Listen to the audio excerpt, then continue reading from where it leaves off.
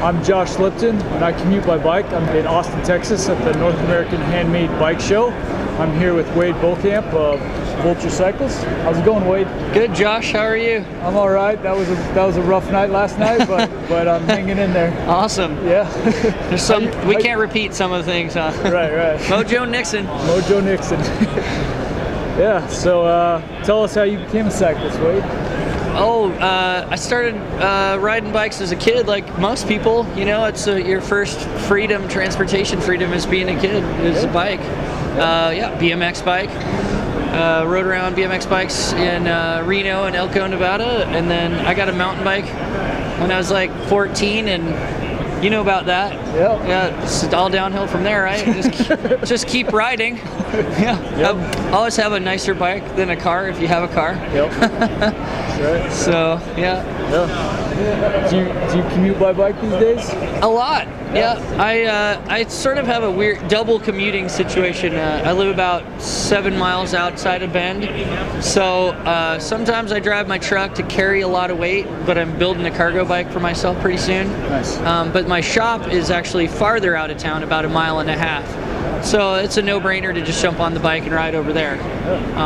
And I have a way to go on trail to my shop or by pavement and dirt roads, because it's all dirt roads. But then when I go to town, this bike is going to be going back and forth to Bend from our house to town, and it's my girlfriend's bike, and she'll be riding it back and forth that way. Some dirt, some pavement. Yeah. Rural/urban commuting. Yeah. Tell me how you think your work as a frames builder relates to bicycle advocacy. Well, one connection to it is that it just people see the bikes and they're so unique, it just makes them think about bicycles in general. Yeah. Some of it is like, say, support, so building a specific bike to the job. I mean, I build a lot of mountain bikes, you know, they're mostly recreational, but people still just ride them around town to do their thing. As far as not necessarily transportation, this bike is built for the president of the Central Oregon Trails Alliance. So, you know, that's a lot of trail work and stuff like that. More recreational, obviously, but it seems to just trickle down. Yeah. If you're riding your bike on the trails or going for a road ride, you still will jump on your bike to go to the store or whatever. It seems like to me. Yeah. And, you know, that's one of the things. If I can help out, I donated a bike to there's a thing in Bend where they take old bikes and kind of work on them and do some education, and some homeless people. It's called the Bend Bike Shed. So I donated a frame to them, and I do volunteer hours down there as well. And if they ever need welding stuff done, I help out with that kind of thing. You know, fab stuff. Build bike racks in town as well. Yep.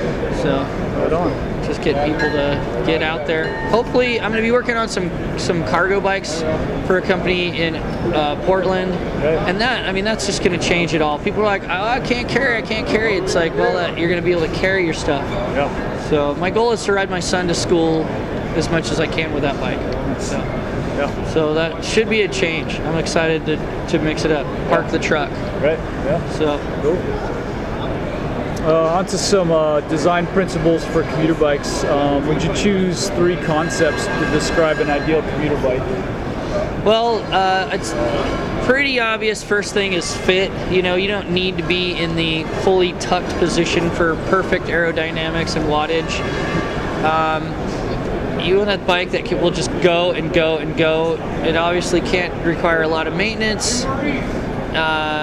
So, like this bike, I welded the racks on. No loose bolts. They're on. It's connected. There's nothing going to rattle away. You need to have racks so you can carry some stuff. It's like your life, you know. You need to be able to carry something, not have to wear a backpack if you need to change your clothes or whatever it is. Get groceries. So that's 2 things. Well, that's 3. It's like durability, fit, and you know, simple bike that will work. Making a bike easy to ride for somebody too is key. If it's hard to ride, you don't want to ride it. So it needs to be easy. Yeah. So, and that's part of the comfort factor on that. So I think so. What inspired you to start building bikes and to continue building bikes? Well, Ken Lane inspired me to build frames. Yeah. And just working in the bike shop and, you know, like back in Flag when we were that age, all that crappy aluminum stuff started coming out, and I wanted cool, you know, I just appreciated things made by hand. I wanted to, and so it just caused me to have to learn it. And yeah, being inspired by my old boss who had built some of his own bikes, which were very beautiful bikes, and yeah, I wanted to do it, and well, I never let go of it. I just kept going. So, what are the majority of the bikes you've built used for? Mostly, I'd say recreation. A little bit of racing. All of the recreation bikes end up being like the go-to-store bike. Jump on it, go downtown. I built a lot of single-speed mountain bikes, and they just end up being kind of they end up being the all-around bike. I live in Bend now, and so it's like Flagstaff. Everybody kind of uses their mountain bike for it's like their car too, you know? You jump on your bike and go to the bar, go to the store, go to the grocery store, go to your friend's house. So, but you know, we're working on trying to make it so that bike could be specific too. You park your mountain bike, get on your commuting bike, and go do your life. I'd like to see that happen that way.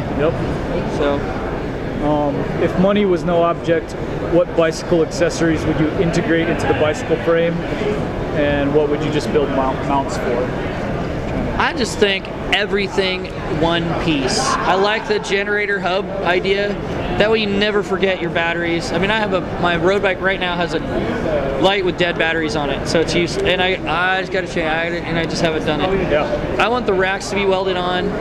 I mean, this thing is exactly what I want it to be. The stuff for mounts is like the fenders have to be bolted on. You can't really weld them on, or you can't get the tires out. The dropouts that I did on this bike are one piece. There's no sliding, bolted, They're all one piece. I think disc brakes are great for commuting bikes because if you bend the rim, you can still ride it, and they always work in good weather or bad weather. They are always easier to pull. Disc brakes have such a light pull on them that I think people with smaller hands can use them.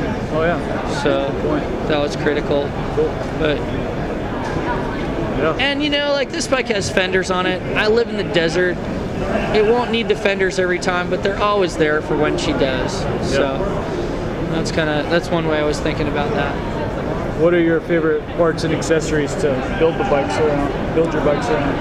As far as like brands or I'm really open. I mean, as long as it's a durable, replaceable thing, if the more locally made stuff or stuff that I can talk to the person who makes it, that's like an aesthetic thing for me. I like Paul stuff because you can talk to the guy that makes the thing, and that's not to say that it's better because you can do that. I like that. So there's the new Vinci hub that I've got going on here is really cool. I think it's going to be a really cool commuting thing because it doesn't click to shift. Some people don't want to have it click when they shift. They just want to feel it. So, that's a component to that. That was really nice. I want to talk a little about electric bikes. Can you talk about the constraints and/or opportunity for adding electric assist systems to your bikes? I think it's a good idea in a lot of ways. I'm curious about how much more electricity we need to use. It's like electricity. They don't make no pollution. It just takes the pollution away from.